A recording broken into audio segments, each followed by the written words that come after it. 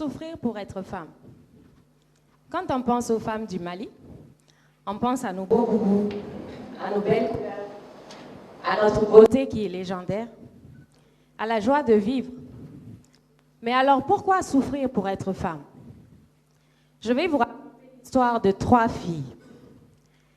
La première, je vous laisse imaginer une fille de 4 ans. Elle vit dans un village, elle joue avec ses amis, et un beau jour, elle se fait en fait arracher par une de ses tantes, une de ses grand-mères peut-être, pour l'emmener dans un lieu qu'elle ignore. Naïve, elle les suit bien évidemment, sans savoir ce qui l'attend. Et là, elle va rejoindre d'autres fillettes. Imaginez le tableau, plusieurs fillettes entre 4 et 6 ans, installées dans un lieu qu'elle ignore. Et là, elle va subir l'une des premières violences de sa vie. On va lui couper une de ses parties. On va lui couper une de ses parties intimes. Et là, dans toute la douleur qu'elle ressent, elle essaye de se lever. Elle essaye de marcher. Elle essaye de trouver une solution pour amoindrir cette douleur, qu'elle ne comprend pas d'ailleurs. Et là, on lui dit, serre tes jambes, serre tes dents, car tu es une femme. Une femme doit souffrir. Et là, sortie de ce traumatisme physique et moral, elle continue les corvées d'eau, les corvées de bois. Elle ne va pas à l'école parce qu'il n'y a pas d'énergie à la maison. Elle doit aider sa maman dans les travaux domestiques. Et là, un beau jour, à la puberté, à peine vient-elle de devenir une femme qu'elle doit se marier. Et là encore, c'est l'inconnu. Un mari qu'elle ne connaît pas, qui serait d'un village avoisinant, qui serait probablement beaucoup plus âgé ou encore de son âge. Elle doit le rejoindre. Et là, après toutes les festivités, on lui donne un conseil très simple. Tu vas chez ton mari, c'est ton père, c'est ta mère, c'est Dieu sur terre. Tu fais tout ce qu'il te demande sans pencher. Tu endures tout ce qu'il te fait, car tu es une femme. Tu dois souffrir. Et là, c'est parti. S'il est violent, elle sera battue. Si c'est un psychopathe, elle va subir. Le hasard peut faire qu'il sera peut-être clément avec elle, mais c'est l'inconnu. Et là, elle va faire des enfants dans ce corps qui n'est pas encore développé. Il n'y a pas de centre de santé. Elle pourra perdre des bébés. Elle pourra elle-même perdre la vie. Et là, je ne vous raconte plus son histoire, parce que vous connaissez la suite.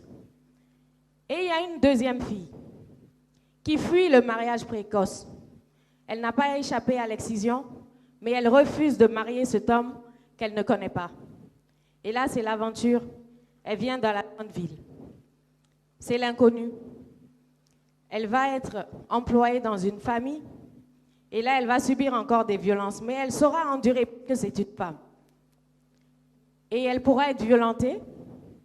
Et un jour, si un bijou se perd dans cette maison, elle va se retrouver en détention préventive dans le centre de détention pour femmes et mineurs. Et elle pourra y rester des années. Personne ne viendra la chercher, car elle a fui le mariage précoce, car elle n'a plus de parents pour cette raison. Et la société n'a aucun égard pour cette fille. Et son histoire est terminée. Il n'y aura plus de suite pour elle. Elle aurait pu aussi contracter une grossesse précoce dans toute cette errance dans la ville qui lui est inconnue, sans parents, sans soutien, sans aucune loi qui la protège. Comment irait la police dénoncer un viol? Qui l'écoutera? Qui va la sortir de ces rafles nocturnes entre les mains de la police? Personne. C'est une femme. Elle va souffrir. Alors, j'ai envie à vous lancer, mesdames et messieurs. Quand vous sortirez d'ici, vous allez voir les vendeuses de bananes, les vendeuses d'eau, les aides ménagères, les vendeuses de brochettes. Regardez quelle valeur ajoutée elles apportent à notre économie. Il faut absolument que les hommes, je m'adresse à vous aujourd'hui, et j'ai des paniers de cola derrière pour mes pères dont je m'excuse, auprès desquels je m'excuse. Il faut qu'on arrête de penser que les hommes sont supérieurs aux femmes. Il faut que les hommes acceptent de partager leur superpuissance avec les femmes. Il faut absolument changer le regard des hommes et de ce système patriarcal de notre société. Car après 20 ans de lutte contre l'excision, comment pouvez-vous imaginer que le Mali en 2017 a 89% de taux de prévalence? C'est révoltant. Comment comprendre aujourd'hui que le mariage précoce persiste, que des filles se marient à 11 ans? Comment allons-nous continuer à ne pas promouvoir la scolarisation des filles, mais de manière concrète, que chaque homme s'investisse pour sa fille, que chaque homme s'investisse pour sensibiliser nos pères dans les villages, pour éduquer les filles, pour les éviter de venir en ville, pour être vendeuses ambulantes, pour subir des violences, pour être oubliées par les lois, pour être oubliées par un système. Et surtout, il faut aborder le problème sous un angle économique. Comment voulez-vous que notre croissance s'améliore si la moitié de la population ne participe pas à la création des richesses? Parce que toutes ces filles qui viennent en ville, est-ce que vous imaginez que leur seule ambition, c'est de venir acheter quelques habits, retourner se marier et c'est terminé? Elles ne contribuent pas à la création de la richesse. Donc aujourd'hui, le problème d'inégalité de genre au Mali, c'est le problème de notre sous-développement. Et ça, les hommes, il va vraiment falloir y faire face.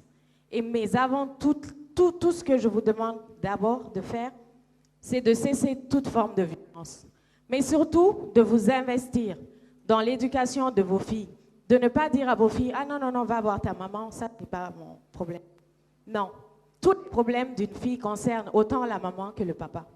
Et plus les papas s'investissent dans l'éducation, dans la surveillance, dans la protection de la fille, mieux elle sera protégée. Donc les hommes, je vous interpelle. Changez votre regard. Acceptez de partager le pouvoir. Comment voulez-vous qu'on se développe? À l'Assemblée nationale, on a 147 députés, dont 9 femmes. C'est antidémocratique, tout simplement. Il y a 52% de femmes. N'ayez pas peur de partager le pouvoir avec les femmes. N'ayez pas peur de ne plus être les dieux sur terre et d'avoir aussi des femmes qui sont là, qui travaillent à vos côtés. Et donc, je vais vous parler maintenant de la troisième fille. Elle, par contre, elle est allée à l'école. Elle a fait des études. Elle n'a pas subi de violence parce que c'est son père qui l'a protégée, avant sa mère, avant toutes les femmes qu'elle connaissait. C'est son père qui l'a poussée à faire des études supérieures. C'est encore son père qui lui a fait comprendre que la tradition, elle est importante, que la religion, elle est importante. Mais ce qui est important avant tout, c'est la vie humaine, c'est l'être humain. Et dans ça, nous sommes tous égaux. Et il n'y a aucune limite au potentiel de la fille par rapport au garçon. Alors cette fille, elle a grandi. Elle a choisi son mari. Elle a fait des enfants. Elle est épanouie dans sa vie. Mais elle l'a été tout simplement parce que dans sa vie, elle a été protégée des violences, parce que dans sa vie, on lui a donné les mêmes opportunités que les garçons. Et cette fille, mesdames et messieurs, c'est moi. Et c'est moi, et c'est grâce à mon père. Et il ne sait pas pourquoi je lui ai dit de venir aujourd'hui. C'est ça que je voulais lui dire. Je le remercie. Et je vous fais peur, les hommes? Est-ce que je fais peur? Vous pensez que les femmes qui vont à l'école, qui travaillent, qui sont managers, qui managent des hommes, on n'attrape pas le sac de notre mari quand il rentre à la maison? Monsieur Dramé est là, il pourra vous dire si c'est vrai ou pas. Et puis d'ailleurs, pourquoi les hommes n'attraperaient pas le sac des femmes? Ce serait bien.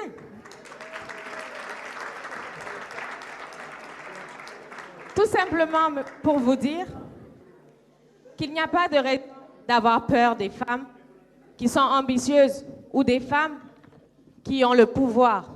Et n'ayez pas peur que nous allons en fait renverser la tendance. J'entends ça souvent. Il n'y a aucune raison que cela arrive, mais il faut vraiment comprendre que les questions de genre, ce n'est pas les femmes.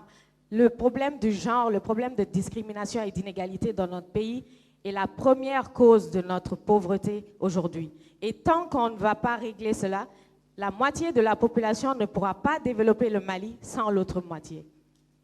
Et donc, j'aimerais aujourd'hui dire autre chose. Et là, j'ai encore des paniers de cola pour mes mères. Il est temps d'arrêter de perpétuer des traditions qui nous font souffrir.